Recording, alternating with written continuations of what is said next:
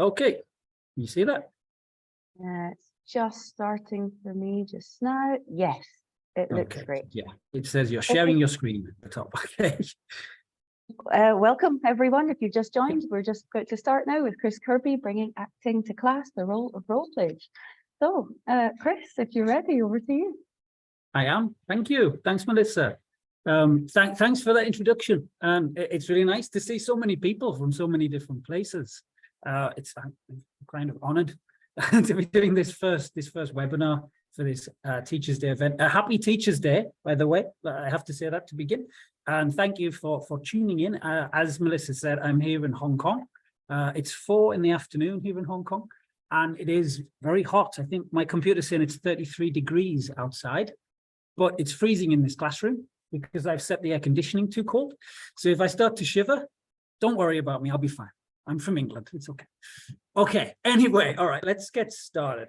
So this is the topic that I'm talking about today. Now, we're talking about role plays, something that I'm sure you're all very familiar with doing in your classroom. And what I'm going to show you today is some different techniques that I like to use and how I like to adapt role plays so they can be used in many different classroom situations as a way to encourage your students to speak and to encourage your students to use target language that you've presented during the class. Okay. Before I did this webinar today, actually, I give you some questions that I wanted you to answer on Google Forms. And I just checked the answers to this. Now, I was going to try to convince you that role plays were excellent things to use in the classroom because I've met teachers who like them and I've met teachers who aren't so keen on them. But then I checked the results and it seems like I'm sort of preaching to the converted here because many of you seem very keen on them. When I asked what about useful activities in the classroom, the majority of you chose role plays. It was 50%, which was the highest percentage. What else? I asked what you did when you encountered a role play, and the majority of people said they made time to do the role play. 70%, roundabout, just under 70% of you said you made time for it. Only 4% said you skipped it. Okay. And generally, you said your students enjoy it. Yeah, there was some reasons given why students might not enjoy it, about shyness and things, but most of you were pretty positive about it. So that's good. But I hope I can sort of address any issues that you might have from some of the more not so positive comments about how students might feel about role plays. I hope I can give you some ideas about how you can work around that today. Okay, so thanks for coming again. Let's take a look, a little overview of what today's webinar is going to be about. So what we're going to do in this session is, first thing we're going to do, very important, we're going to sort of define role plays. We're going to look at what they are, and we're going to see where they fit in a typical lesson. Also, we're going to look at classic role plays and see how they're set up, okay, how we usually put them and how we integrate them into the lesson. When I say classic role plays, I mean the type of role plays that you get in your standard textbook that you might be using. Then this is kind of the main part of the webinar. I'm going to show you some alternative and sort of flexible role play ideas that can be fitted in to different lessons that you might be doing. These are some techniques that I've used myself quite often. So I hope they're useful. I hope they inspire you. I hope it gives you something extra that you could do in your classes after this session ends. To finish off, we're going to reflect on what we've seen and look at some common features of role plays. And we're also going to look at the advantages. We're going to focus mainly today on the positives, obviously, and we're going to re-examine some of the advantages of using this technique in the classroom. Okay, so that's your little menu for today's webinar. Let's get started. So, as I said, the starting point we're going to look at first is what is a role play and where does it fit? I hope you recognize the guy in the picture there. The reason is this, because the first question was, what is a role play? And I said at the title of my webinar was about acting, because role players are kind of like acting, right? Basically, I define a role play as any speaking activity where learners are playing a role. Nothing confusing there. And I mean, they could be actually playing a character, interacting with another character, a student playing another character, or they could be expressing opinions that aren't necessarily their own, but they're not just talking about their own life experiences. Now, if we think about speaking activities in general in the classroom, we could divide them into these two different categories. We have role play interactions, which we're focused on today, and we have discussing real experiences. Now, both of these are speaking activities, of course, but if we imagine that your topic was food, what you could get in the real experiences section is you might ask students to talk about a restaurant they've visited, okay, or talk about their favorite food. So they're talking about their real experiences, their opinions on things, and what they've experienced themselves. If you were doing the same topic, but it was a role play interaction, most commonly, we'd do something like this. We'd have the in the restaurant role play. I'm sure you've all done this with your classes many times. It's very common, particularly with lower levels.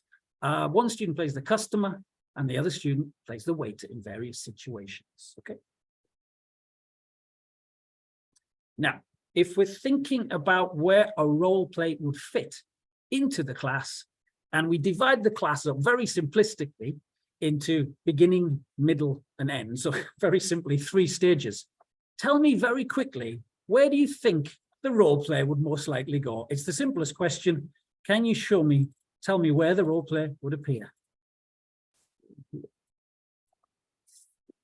What have we got? Middle, okay, middle, beginning, end. We have, oh, so many options here, okay. All right, now, I see end is most popular. I'm pleased you said end, actually, because, there you go. I would say most commonly, the role play would appear at the end of the lesson, okay? Most commonly, it appears after you've presented some language and the students have done some practice. It's often kind of a productive stage. And often how we set up classes, we do put it at the end. And the reason for that is, there you go. It's because it's a production activity and often it's used to practice target language or to practice a skill. Now, it doesn't always have to appear at the end. If you said in the middle or at the beginning, of course, you're right too. It could appear in different sections, but I would say most commonly we find role plays at the end as a way to produce language that the students have learned during the lesson. Okay, now, with this in mind, we know what a role play is and we know where it usually fits. Let's look at this idea of classic role plays in lessons, okay? And how we put them together and how we present them to our students. Now, as I said at the beginning, the classic role plays I'm talking about are the type we find in textbooks, okay? So take a look at this. We already talked about this already. We had the idea of a customer and a waiter, but there are many other situations that we will use role plays. So what other situations can you tell me in the chat again, where you've experienced in a textbook that students carry out a role play? Can someone give me some ideas? So we've got in the restaurant. What's a situation though? Checking in at the airport. Thank you, Catherine. Okay, patient and doctor, shopping, job interview. We have the same ideas. I think you've already seen my webinar. Okay, yeah, exactly. We've got the same ideas here. I think we've been teaching from the same books. These are all very common situations. Now, I thought of just a few examples. We already talked about at the restaurant. Hotels, what about this? We could have the hotel check-in. Very useful, very practical skill for perhaps lower level students, for language they'll need if traveling, okay? If we go up a little bit to maybe intermediate and beyond, we might have this. Someone mentioned this in the chat, the job interview, okay? So this could be a classic role play. One student is the potential employee and the other student is the employer asking questions. I like this one. This is quite common too. The complaint call. One student plays a dissatisfied customer and the other student plays a representative of a company answering their questions, trying to make them happy. What could this represent though? This is actually about traveling. So this is at the travel agents. And we might see this in a textbook where one student plays the customer again, and the other student plays the travel agent or the expert, giving the customer advice on places to go to and things to see in a new destination. Now, I've done this kind of role play quite often, And I want to use this as an example of how role plays are usually presented. But usually I change it because I find that my students don't often go to travel agents, okay? In older textbooks, you might see this, but I find they usually find out what they need to know about traveling on the internet. So I might change it to it being a friend who's done a lot of traveling. Or even better, one student could be from Britain. You give them the role, you tell them they're British. I usually use this because I'm British, and they're from Britain, and they want to visit the other student's real country, the country that they come from. So student A has to think of some questions to ask, and student B is the expert, of course, and they're going to answer the questions. It's still kind of like the travel agent and customer situation, but you slightly change it so the students have more information about the destination, okay? And these, what you can see on the screen, are the sort of prompt cards that we see quite often when we're doing role plays. Now, let's think about how we usually set up the role play. Now, there's two important stages. The first stage of the lesson might be, there's different variations of this, but in this simple approach, the first stage is often to provide the students with language. And the final one, if we put the role play at the end of the lesson, we'd say this is where it happens, right at the end. That's the production activity. Obviously, before we get there with the language, with practice of the language, etc., we have to give the students the roles. And we've just seen the roles, we've just seen the prompt cards that the students will be using in order to do the role play. So then we go here, right? But isn't there something missing?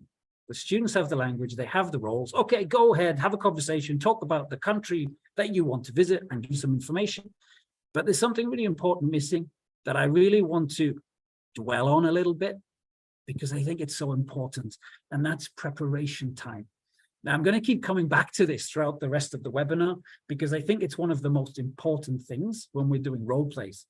Someone actually mentioned this on the Google form, that they worked well if there was enough preparation time.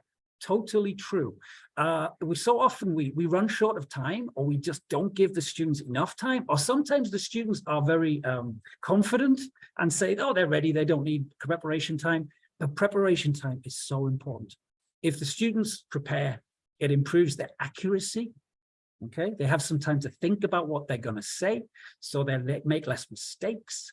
Their fluency obviously increases because they could make some notes. They've got some time to prepare what they're going to say. And when you put all that together, it makes them more confident, and it means we get more language out of them, which is the whole point, to make the practice. Okay, so preparation time is essential.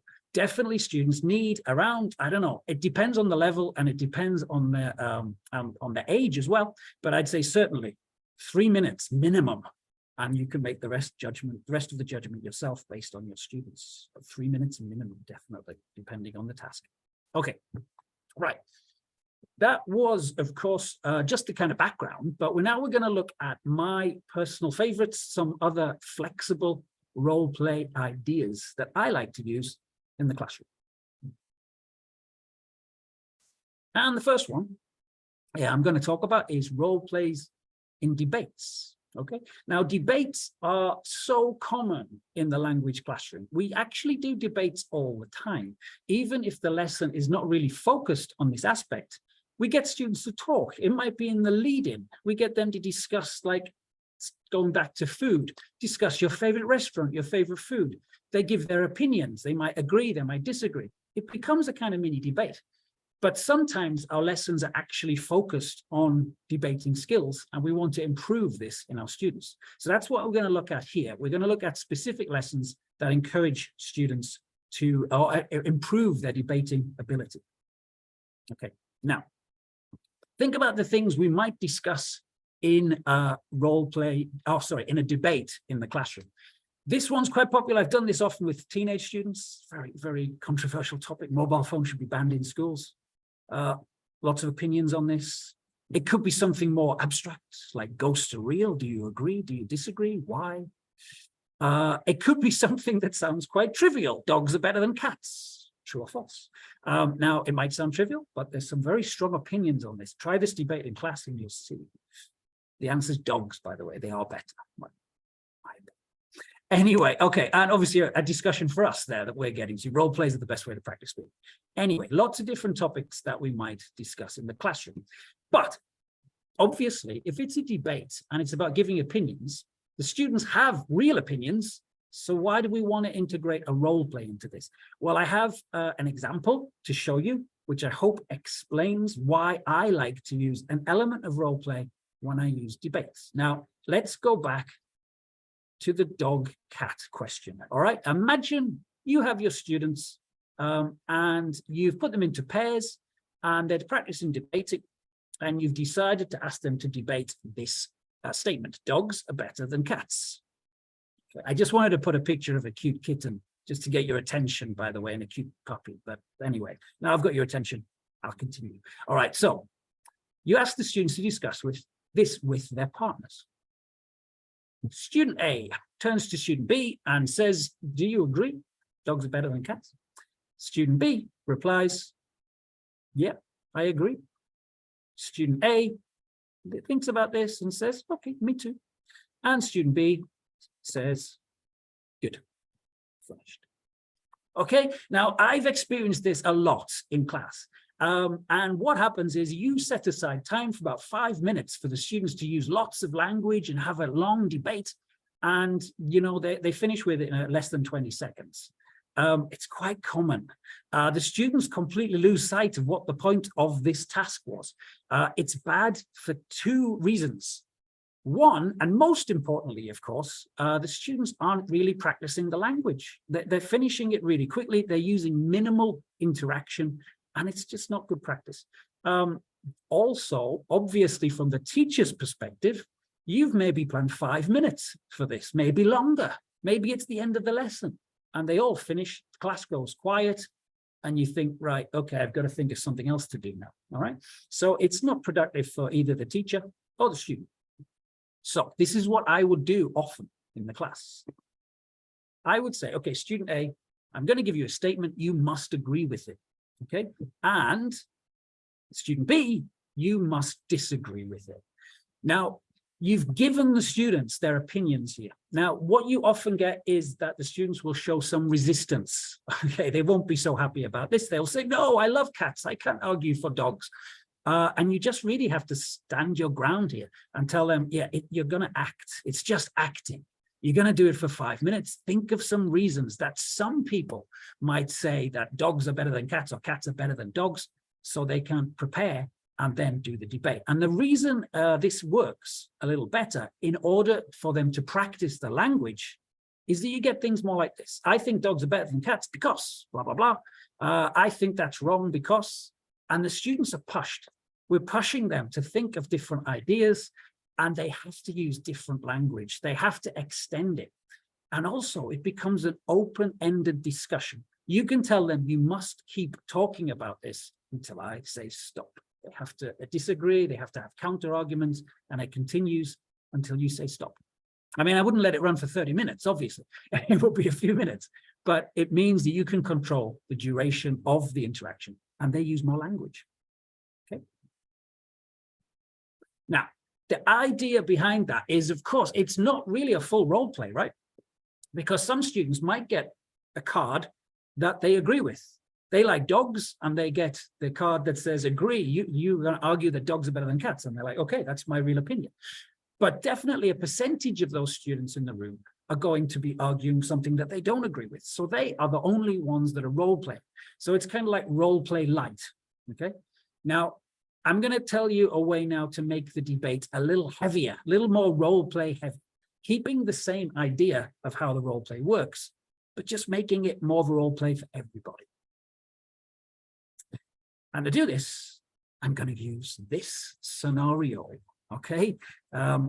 What you can probably, I hope you can see what it is. It's a talk show, of course. It's a discussion program. And you can see 2 people that don't look very happy with each other on the talk show. Now, you might notice there's no credit for this picture. That's because it was by me. Okay, I drew this. I drew this in a real classroom. I took a photograph of it, and then I uploaded it onto this slide. So thank you for my artwork. I hope you can make out what it means. All right. So anyway, if we look at the talk show, what we have we have two guests, the same as student A and student B. They disagree with each other, as you can see by their faces. But we have a third role here, and that is the role of the presenter. Okay, now how does this become more role play heavy? As I said, how is it stronger, a stronger version of a role play in a debate? Well, they're going to be talking about this topic. I've changed it a little bit. We get away from cats and dogs. It's too controversial. We're going to talk about ghosts now. And as we give the students prompt cards, of course, to give them something to think about, as we did in the classic role plays. And for guest one, rather than just saying you agree and guest two, you disagree, let's extend it a little bit. You don't just agree, you're an expert on ghosts. You've written books about them. You believe ghosts exist, but why? It's the student's job to think of some reasons why they believe in ghosts, and they can invent any extra information. So even if they do believe in ghosts, they now have freedom to play a role, to come up with some interesting reasons why they think ghosts are real. Guest two, the obvious choice here is to make them a scientist. And they rationally don't believe in ghosts, and they have some strong opinions on this and maybe some evidence to support it. Their role is the student's role is to think about why they feel so strongly and invent any information they can think of to support their argument. All right. So we've extended basically the agree and disagree roles for this part of the talk show. Now, this third role has appeared as well. This is the presenter, and this is another student taking part. So it becomes a three-person role play. The presenter is the owner of the TV show. It's their TV show. They are in charge, and they have to think of interesting questions to ask the guests. Now, the important role of the presenter is they must be neutral. They cannot agree with either of their guests, but they want the discussion to be interesting. Now, this role is really important. When you choose the student who plays this role, I recommend you choose like a quite outgoing, maybe one of the stronger students, because they have such an important part to play. They're going to play a part a little bit like the teacher. They're going to try and draw language out of the two guests, right? Because if they're asking questions, they're going to encourage the other students to talk. If one of the students is quiet, they're going to ask more questions of them. So I wouldn't pick the presenters and say, I've chosen you because you're very strong, obviously, but you can subtly decide, oh, you're the presenter over here, okay? And when they get their role, they're going to facilitate the discussion, okay? So before we get into how we put all of this together, I wanted to take a moment aside to talk about target language. Now, I mentioned role plays being practice for target language, but I didn't say how we do that. Now, you can, of course, present language to the students and say, oh, don't forget to use the language in the role play. But many times when we do that, they do forget, or they just disregard the language they've learned. They go back to language that they learned a year ago, okay? And this is common. It happens all the time. They lose themselves in the role play and they don't use the language. So there are some ways we can encourage them to use some key language. Now, if we're talking about target language for role plays, we're often talking about functional language, okay? Now, what I mean by functional language is phrases or chunks of language that are useful in particular social situations, all right? So basically not specific grammar here, but useful phrases. Often, this is what we look at with role plays, not always, but it's what we're going to talk about today. For example, in the restaurant, lots of phrases, I'm sure, come to mind when you think about this situation. Can I have a menu?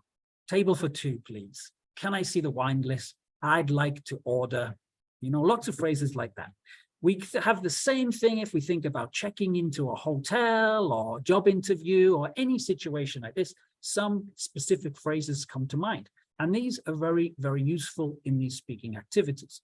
If we go back to the debate, we're going to look at language like this. We're going to look at giving opinions, agreeing, and disagreeing. Okay.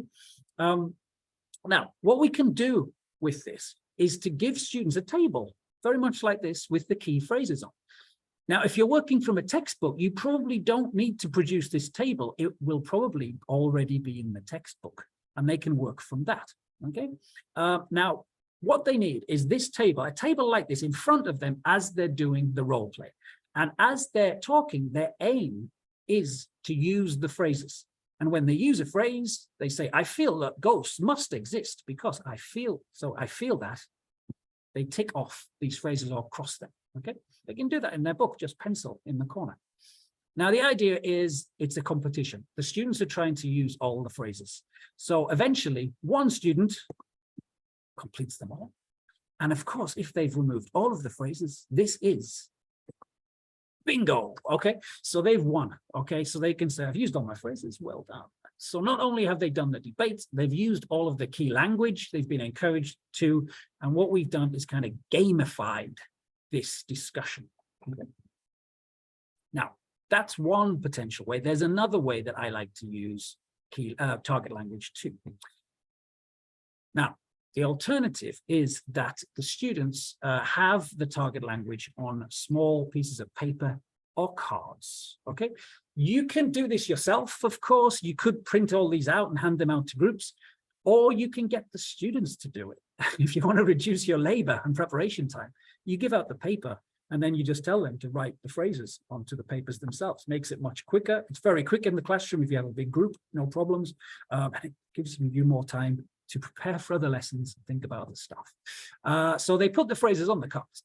The cards go into the group and they're dealt out like a card game to the group. So every student has a hand of cards.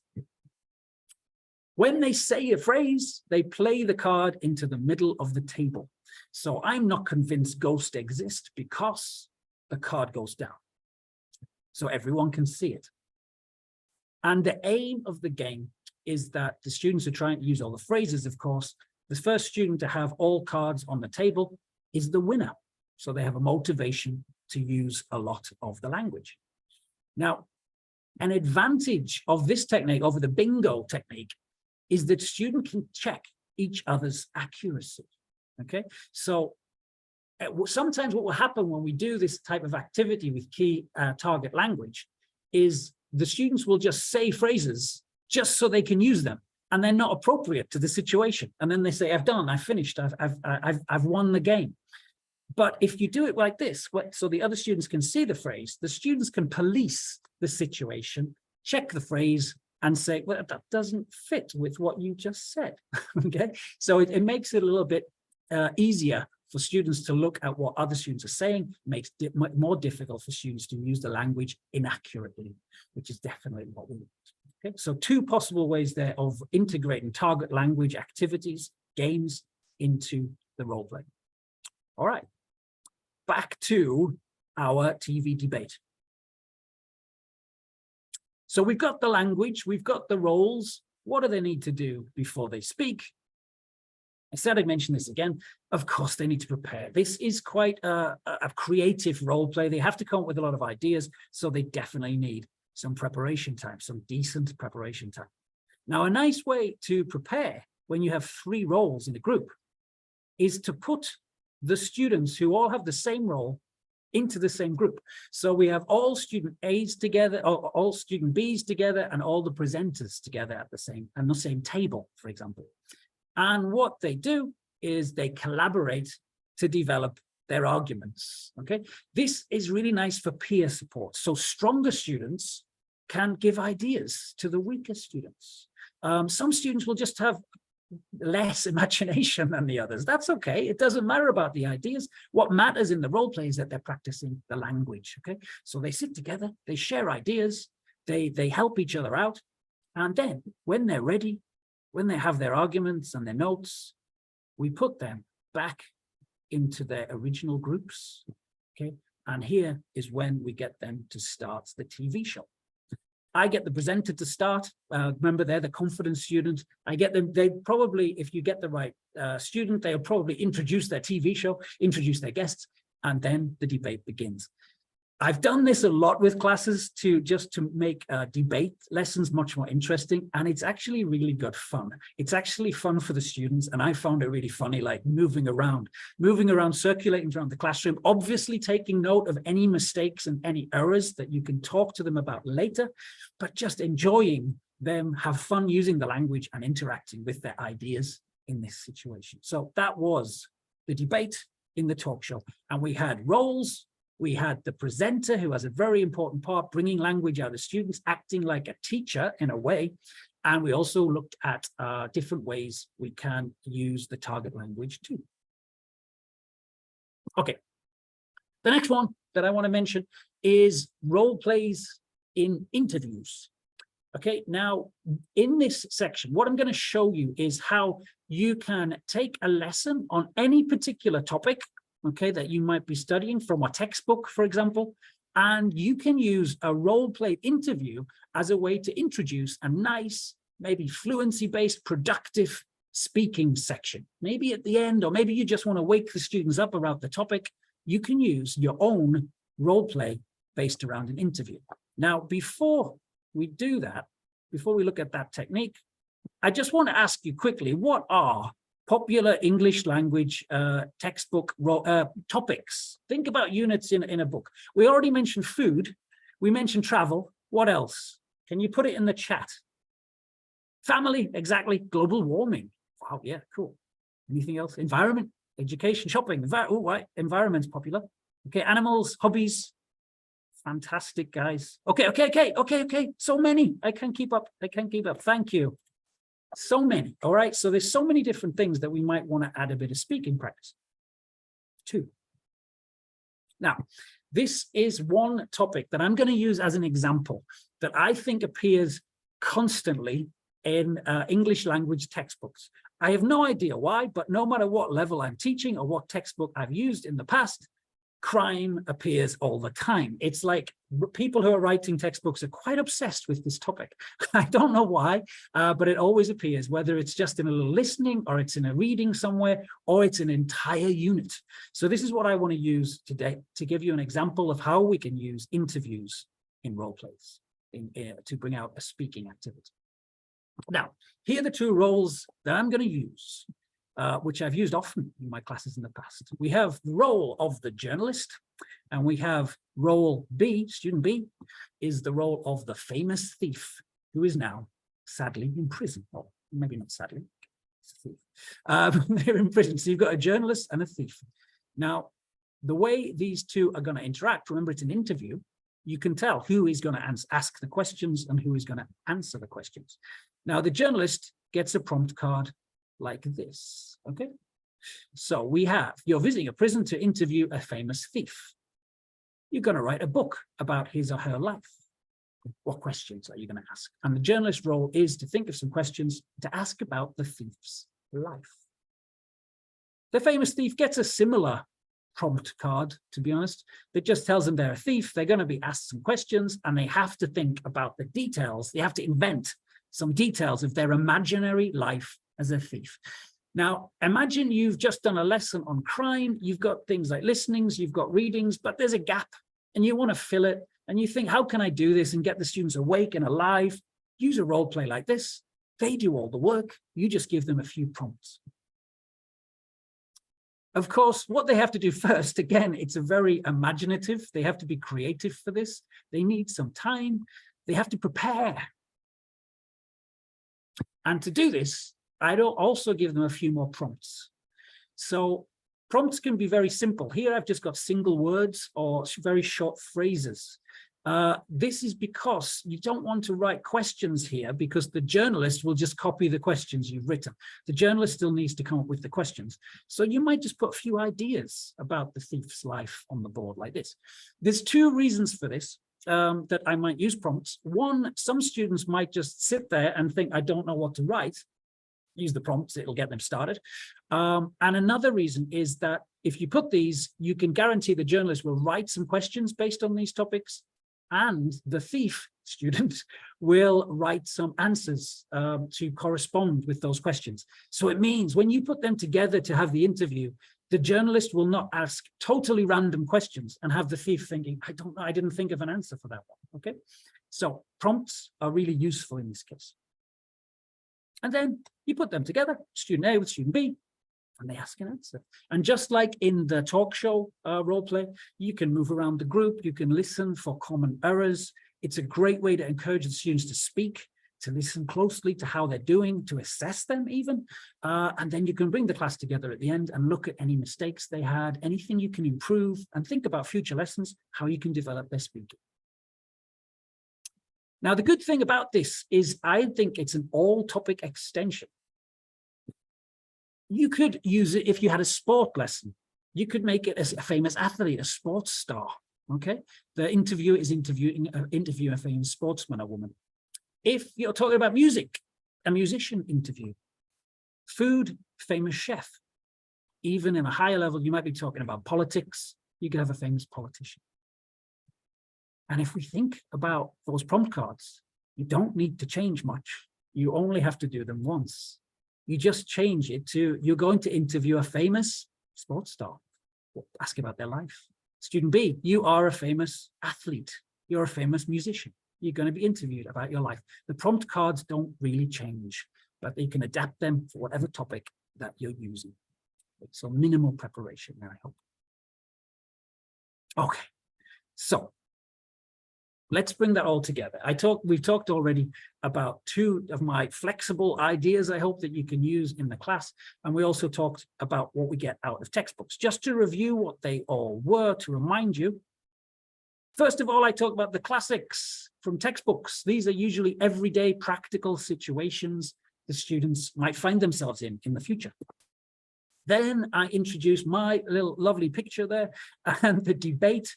And I've called this almost real life situations, okay?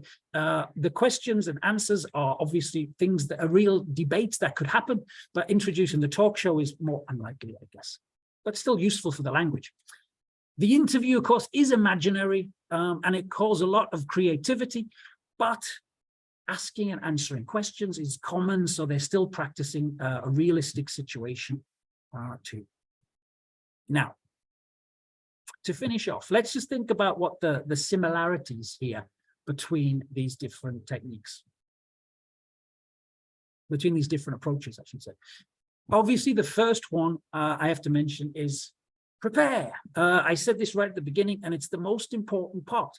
And I'm just going to repeat the reasons for this that I said already. Of course, fluency. You want the students to speak well. You want to make them feel natural when they're speaking. It's much easier for all of us. Imagine if any of us with our level of English had to do some of these role plays without any preparation. We'd stutter, we'd be and ah, we wouldn't be able to do it. So the students definitely need it to help with their fluency. They also need it for accuracy. Obviously, that's what we want. If we're getting them to use specific target language, we want them to prepare that too. And all of this, as I said, adds together to give them confidence, which will get more language out of them and be much more productive. I've added a 4th one that I didn't talk about at the beginning of today's webinar, and that was imagination. A lot of the techniques I've showed you today, a lot of the situations involve the students inventing some information. They have to think about something and make things up, okay? So you need time to do that. It's not just about the language, but it's about their creativity. Which brings us to this one, this similarity, personalization. Now, often in class, we talk about personalization as getting the students to talk about themselves. That's true. But in each of these activities, the students actually invent some information. So they're still personalizing the task because they're using their own ideas. And this is a form of personalization too. And what we know is that personalization means they are engaged, they're interested, and they are taking part and getting the most out of the activity and using the language. Now, the other thing to mention is we looked at some ways target language can be integrated in. I showed you a couple of techniques that I've used. We can, of course, if we're short on time, just try to encourage the students to use the target language that we want them to practice. But something to remember, that sometimes we're not specifically focused on target language in particular. We're not doing the role play because we want them to practice the present perfect, for example. We might just want them to practice the skill of speaking. We want them to improve their fluency. And that is actually a goal in itself. So don't be too obsessed with the target language. Maybe you just want them to become more confident in speaking and use the language in general that they already have. That's okay also, I would say. Now, advantages of role plays. The obvious one is they're simulations of real life. They're not gap fills or grammar exercises. They're an opportunity for the students to interact and actually, do something that they might do in the real world beyond the classroom. They add confidence. Now, when I did the pre-webinar task, some people said that students can be shy, and that's true. Students can feel nervous about doing role plays, but I think sometimes they can add confidence, particularly in the area of debates. Students might see a debate and think, I don't know what my opinion is on this topic. Or they might think, oh, I know my opinion, but I'm embarrassed. I don't really want to share my opinion. And therefore they can become a little shy. They don't know what to say. In my technique here today, I gave them an opinion. So if all the students know they've been given an opinion, the student can feel more confident because they can think, oh, it's okay. It's only acting, right? So everyone knows that I've been given my opinion has been given to me by the teacher. So I just have to act. So they can say the craziest reasons for their opinion they like, and they know that everyone knows it's not so serious. And it means they practice more of the language, which is the real goal that we're looking at here. We're not looking at them having amazing justification for opinions. They could be crazy. The important thing is that they're using the language correctly and fluently. The final thing that I'd like to mention about role plays is simply that they're fun. I hope some of the things that I've shown you today has kind of encouraged you that this can be the case. They engage the students. If you give them the time to prepare, they can come up with some really funny ideas. They're not only fun for the students, but they're also fun for us as teachers. It's much more engaging to have a class that are engaging for us, for them to be engaged, so we can hear what they're talking about. It also encourages them to speak more, which gives us more material to assess them, to look at their progress, and to think about where we need to direct them to in the future, and how we can think about future lessons in order to help them on their journey of learning English. Okay, so I think it's nice to end a webinar on the word fun. So I hope it was fun. Thanks for listening, guys. I'm going to wrap up a little bit now before questions. So just to say thanks for coming. So that was me, I'm Kris, and that was bringing acting to the class with role plays. And I can quickly jump to thank you. Hello, Melissa. Great. Thanks so much, Kris. The thanks are flooding in with people saying that was inspirational. That was so many good ideas. We appreciate everything you've done. And yeah, I want to say the same. That was really, really fun. Thank you. I enjoyed myself a lot. I know we've got lots of questions, so I'm going to take a look, and you could take a look too. Might be easier if you stop sharing your screen, and then you can see the questions a bit better. So while we're looking at the questions and choosing some, I'll just say, well, thanks again to Kris in Hong Kong. I'm Melissa, I'm joining you from Spain, and I've been looking at the chat. We've got teachers from Algeria, Italy, Oman, India, South Korea, Poland, Botswana, so many different places joining us from World Teachers Day today. And I've been looking at your biography, Kris, and I realized that you've worked in a lot of places as well. So you're the perfect teacher to represent today. Tell me if this is right. You've worked in Thailand, Spain, England, Vietnam, China, and Ukraine, and now Hong Kong. Wow. Hong Kong. Yes. So really, I think you can vouch for the fact that this type of drama and role plays works in every culture. Does it? Is there any difference? I don't know. I guess it varies. Some cultures, I guess, are a little more outgoing than others. But I've found that, if with the right encouragement, it maybe takes a little more time to warm the class up. But I definitely find that it works in all the cultures I've worked in anyway. Yes.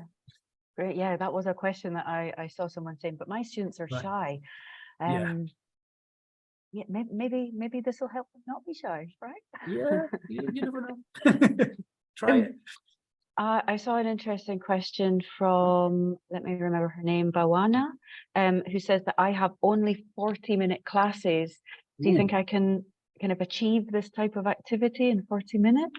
I think so. It depends what you have to what the class has to be focused on. If you've got a lot of material to get through, like many teachers do, it can be tricky to do one of these big role plays that I introduced today with lots of preparation and lots of time for the students to prepare and organization, obviously.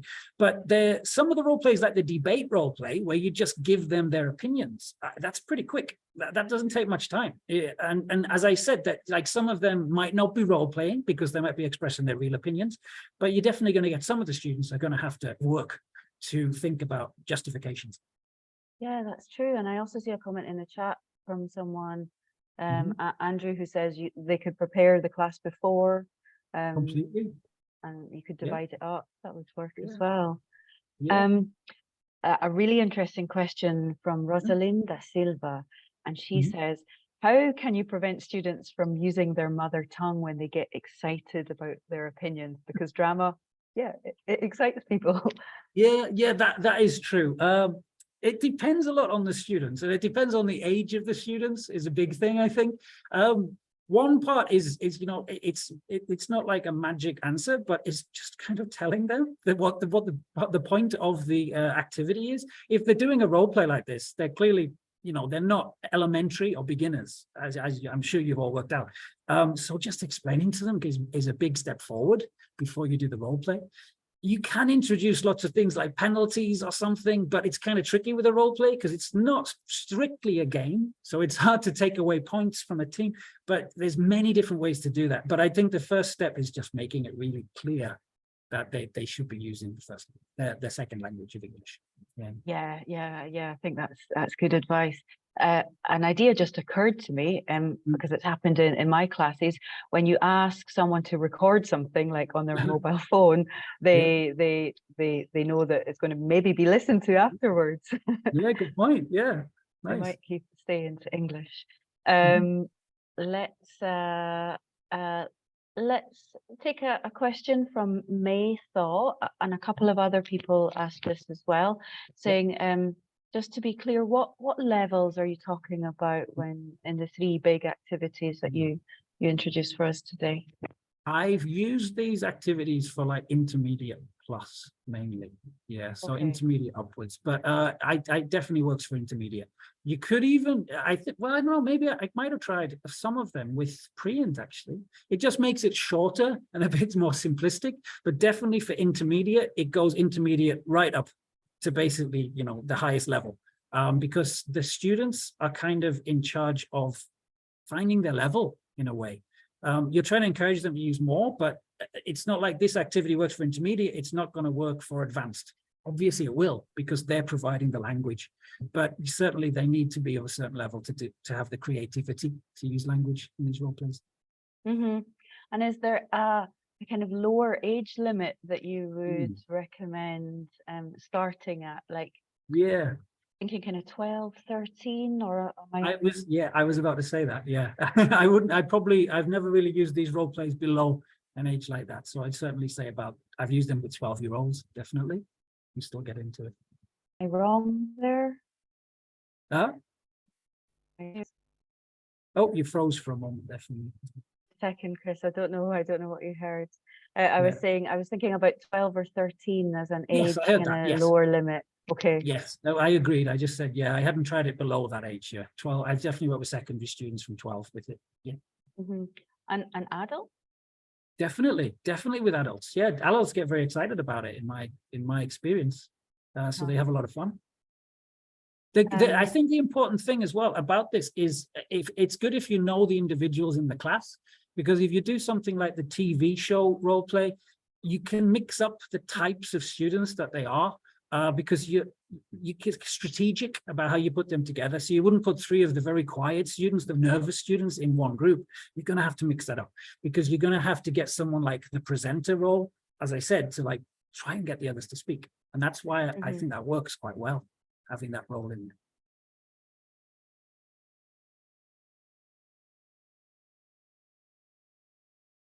Oh, I don't know if I've frozen. Am I frozen again? No. Still, am I freezing or just?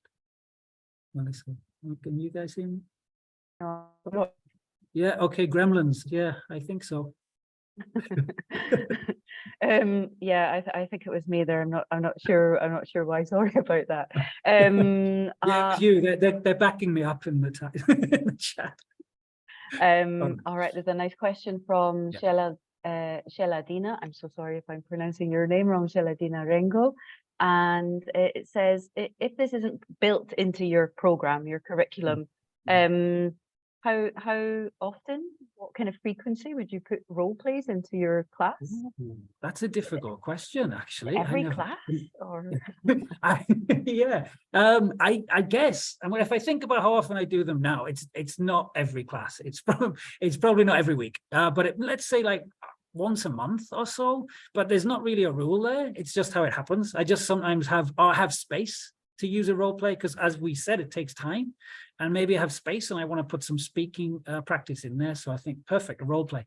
Or if a debate class happens, you know, I have something on the curriculum where they need to do a debate and it just says student A has this role, student B has this role. I might want to make it a little more interesting. I might tweak it a little bit, but there's not really any rule about that, I think. I suppose it's talking to the students and asking them like they want to do it again as well. Yeah, totally. And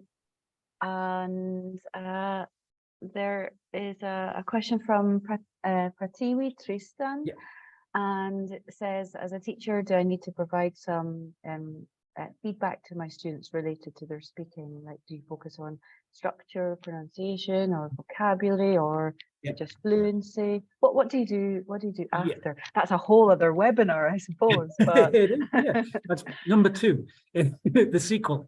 Of course. I definitely would provide some kind of feedback. Students expect it. Usually they want it, you know, and that's the whole idea, really. It's fun doing these role plays, and I do enjoy them in the class, but there is a serious element to it, really. And it is because it's, as I said, it's a way of like assessing how your students are doing, especially when they're like enthusiastic about it, because they're not thinking that's what's happening. But as teachers, we're always assessing, right? So it is, I would do some kind of delayed feedback. So not interrupt anything they did during the role play. Don't speak to them unless something terrible happens. Let them continue even with mistakes. And at the end, I would give feedback on some aspects that I'd heard. Like if you've got a group of students, you can't give that feedback to everybody, but you can take some common mistakes that you heard and maybe present that to them. But also look at the positives too. Don't just think about, let's pick what was wrong with that. Pick out some stuff about how someone used certain language that you were quite surprised about, that like put it on the board and say, this was a great phrase. Pick out some real good fluency things that happened, you know, how someone kept talking even though they didn't know the answer to a question. So both positives and, you know, things to develop, both things to do, but it's definitely important to give some kind of feedback. Yeah, I like what you say about giving some positive feedback, because I know you highlighted that this builds confidence, and that would give even more confidence, definitely. A teacher asked a question in the chat, but I've lost it now, and I don't remember the teacher's name, but they said that they have very big classes. I'm thinking they mean like over 30 or 40 people. Can you still do role plays in big classes like that? Yes, I think so. I've done it with classes of, well, 30 probably maximum, to be honest, but I have done that. It's obviously harder, but you're going to get them to work in groups anyway. So they're working together. Hopefully you have the opportunity to move around a bit. I know some people work in like lecture theaters and stuff, and it's kind of tricky to do that. But as a teacher, really, you're the one who's going to be mobile. You're kind of moving around the students. So if they're working in groups, it works in big groups. It's a good way to get big groups communicating, because otherwise you get students sitting at the back doing nothing. But if you put them in a group, they have to interact. So I'd say yes. Yeah, and if you can move around at least a little and get to hear everyone, then it would work. I can imagine it even working in a kind of lecture theatre. If it was just like a one-on-one role play, it could. That's true. Work. That's true. But if you have the space to move around, obviously even better. I think we'll go to one last question, and Pamela Mandy says, would you use these in online classes too? Yeah, I have. I have, yes. Yeah, we're using breakout rooms. So I've put students, like when we were all working online, I did these kind of activities. I think I even used the same picture of the chat show, but I put students together, like all of the presenters, all of guest 1 and guest 2 in breakout rooms. Then I switched them up and I put them all into separate groups, and I moved around between the groups just by moving between the breakout rooms. It works really well. In some ways it's even easier because you get to hear exactly what they're saying. If it's a big class and you're trying to move around the groups on tables, it's kind of hard without being intrusive to hear exactly what people are saying. But in a breakout room online, it works quite well, actually. So yeah, it does work online, definitely. Yeah, I can imagine that. Well, it's nearly time to go, so let's say thank you again from Kris Kirby to Kris Kirby. He's working in Hong Kong, he's in the British Council, he's worked all around the world, and so it's been the perfect start to World Teachers Day. Thanks, Kris. Thank you. Thanks a lot. Thanks a lot for listening. Thanks everyone else. Happy World Teachers Day. Okay, have a good time here. Enjoy the rest of the presentations.